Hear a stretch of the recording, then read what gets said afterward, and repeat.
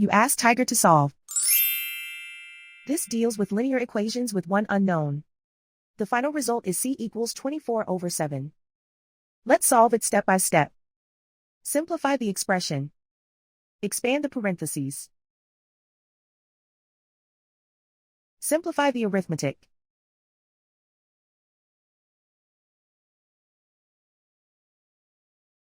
Group all constants on the right side of the equation. Add 24 to both sides. Simplify the arithmetic.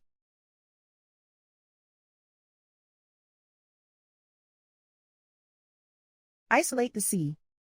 Divide both sides by 7. Simplify the fraction.